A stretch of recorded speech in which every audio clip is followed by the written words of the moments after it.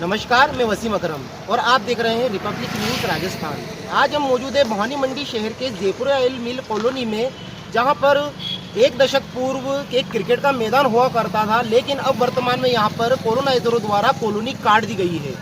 Colony की अगर हम बात करते हैं तो इस पर राजस्थान जयपुर हाई कोर्ट ने स्टे लगा दिया है। स्टे क्यों लगाया गया है, कौन है इसके पीछे, क्या है पूरा मामला, स्टे के लिए जो याचिका करता है उनका नाम है भवानी मंडी शहर के भारतीय जनता पार्टी से पार्षद पिंटू जी जायसवाल, जिनको अविनाश जी जायसवाल के नाम से भी जाना जाता है। क्या है इस जमीन का पूरा असली सच, जानने के लिए हम बात करेंगे। हमारे साथ आज मौजूद हैं भारतीय जनता पार्टी के पार्षद अविनाश जी जायसवाल। अविनाश जी जायसवाल, आपका बहुत बहुत स्वागत है रिपब्लिक न्यूज़ राजस्थान पर।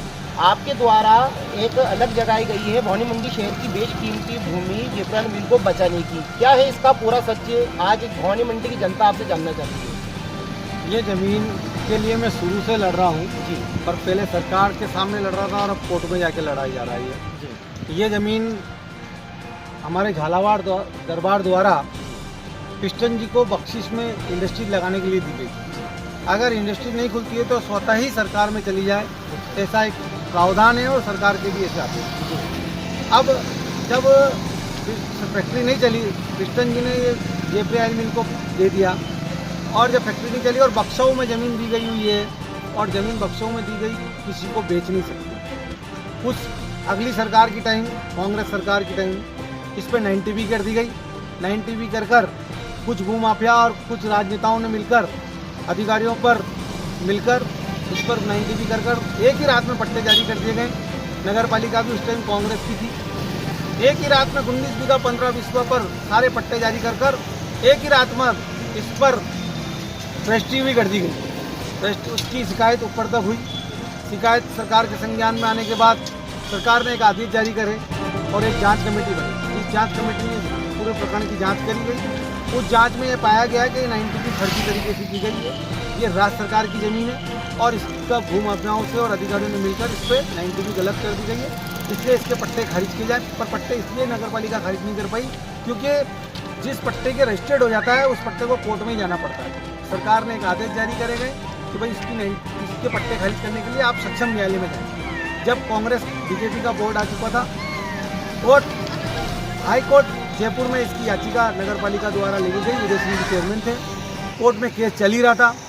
फिर मुख्यमंत्री वसुंधरा राजे जी की सरकार बनी, उसमें सख्त आदेश कर दिए गए कि ये जमीन कलेक्टर के सुपुर्द कर दी गई और किसी भी निर्माण स्वीकृति को नहीं दी जाए और सब पे रोक लगा दी गई। फिर सरकार अभी चेंज हुई। सरकार चेंज होते ही अशोक गहलोत जी की सरकार आई और धारीवाल जी मिनिस्टर आए। फिर इन भूमाफिया सक्रिय हुए और एक सरकार से फिर आदेश कर दिए गए कि भाई पट्टे जारी कर दिए जाएं और निर्माण स्वीकृति दी जाती है।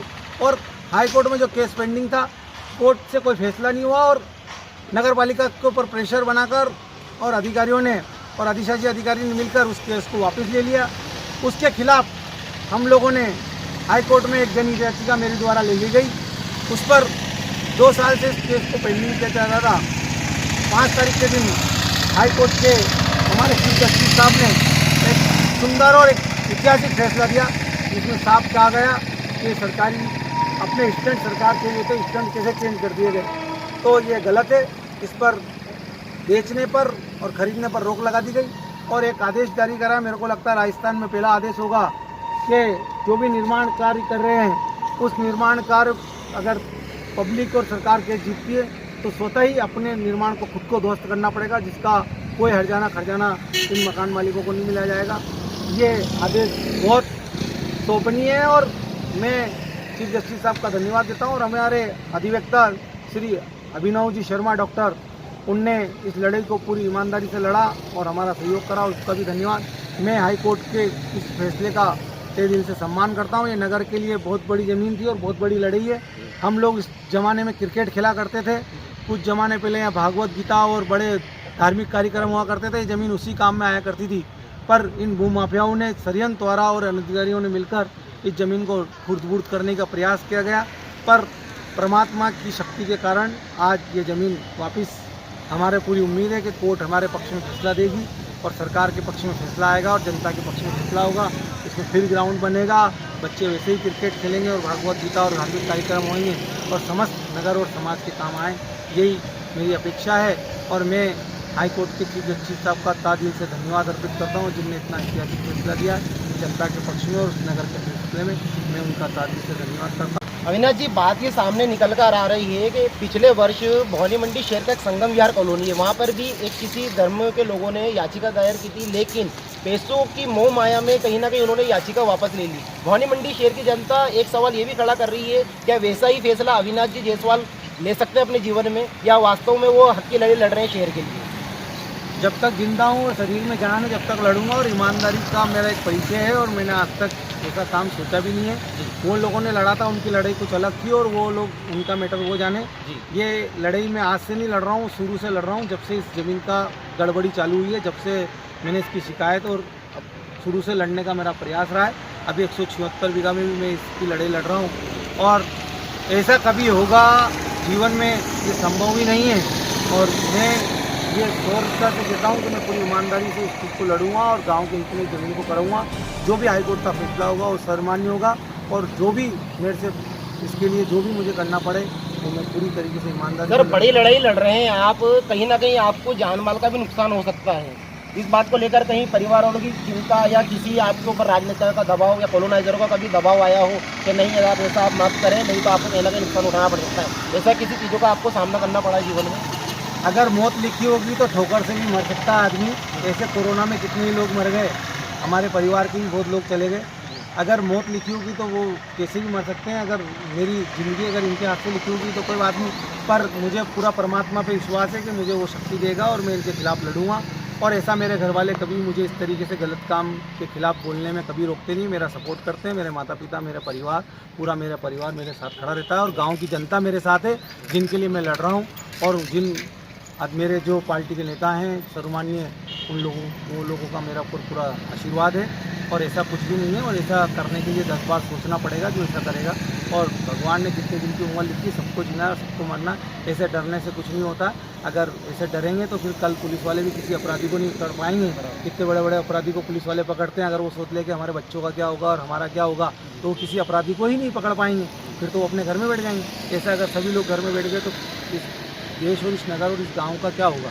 इसलिए मैं किसी से डरता नहीं, क्योंकि मैं ईमान के लिए लड़ रहा हूँ और हक के लिए लड़ रहा हूँ और गांव के लिए लड़ रहा हूँ। इसलिए जो सच्चाई के लिए लड़ता है उसके साथ भगवान होता है और चीफ जस्टिस ने उसी के पक्ष में फैसला दिया है जो मेरी ईमानदारी आज सामने दिख रही है। और हमारे जो अधिवक्ता हैं श्री अभिनव जी शर्मा, वो पूरी ईमानदारी से मेरे साथ खड़े हैं और गाँव की जनता मेरे साथ खड़ी है, पूरा सब लोग मेरे साथ खड़े हैं। और मेरे को पूरी उम्मीद है कि मैं पूरा इसको जीत के आऊँगा। और रही मेरी जीवन की बात और लड़ाई झगड़े की बात, तो प्रशासन बैठा है, पूरा अधिकारी मेरे साथ रहेंगे, मैं उसकी शिकायत करूँगा अगर कोई ऐसे करता है तो। और मैंने घर पे सब कुछ लिख के छोड़ रखा है कि कौन कौन मेरे दुश्मन है और जो ऐसा करते हैं वो सजा करती होंगे। और ऐसी कोई की हिम्मत नहीं कि कोई मेरे सामने ऐसा कर दे, और फिर जो परमात्मा के हाथ में वो सही है। पर इसका विजय हम जरूर वही हैं, ये मेरा पूरा मन कहता है। और मैं ईमानदारी के लड़ रहा हूँ, सत्य की हमेशा जीत होगी। ये जरूर है कि सत्य में थोड़ी ताकत, थोड़ी टाइम ज़रूर लगता है, पर विजय हमारी होगी और जनता की होगी। और फिर हम लोग इस ग्राउंड पर हमारे बच्चे क्रिकेट खेलेंगे और हम सार्वजनिक कार्यक्रम करेंगे। ये मेरा, और जिन लोगों ने इस जगह प्लाट पर मकान बनाए, ये षड्यंत्र तौर से लोगों को गुमराह करके मकान बेचे गए हैं।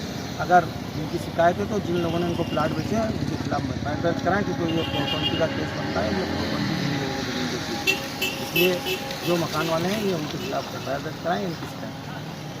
तो जैसा कि देखा है आपने, अविनाश जी जायसवाल ने बड़े ही बेबाक अंदाज में अपनी बात को कहा है कि चाहे कुछ भी हो उनकी लड़ाई आखिरी दम तक जारी रहेगी। वह जो ये लड़ाई लड़ रहे हैं वो भवानी मंडी शहर वासियों के लिए लड़ रहे हैं। इनकी इच्छा है, इनकी तमन्ना है कि वापस यह मैदान जो आज से 1 दशक पूर्व माना जाता था, जैसा दिखता था वैसा ही रहे। और जल्द से जल्द यहाँ पर जो फैसला है बड़ा ऐतिहासिक फैसला है। बहुत बहुत धन्यवाद आपका अविनाश जी जायसवाल, जिन्होंने आपने हमको समय दिया है। और ये जो आप मेरे पीछे देख रहे हैं, अभी भी यहाँ पर कंस्ट्रक्शन का काम चालू है। तो मेरा स्थानीय प्रशासन से निवेदन है कि चीफ जस्टिस ने जो फैसला सुनाया है उसकी पालना यहाँ पर कराई जाए और जो कंस्ट्रक्शन का काम यहाँ पर चालू है उसे बंद कराया जाए, क्योंकि सख्त आदेश है अगर यहाँ पर कुछ भी निर्माण कार्य करवाया जाएगा तो उस पर कानूनी कार्रवाई की जाएगी। मैं वसीम अकरम, सहयोगी राज वर्मा के साथ, नमस्कार।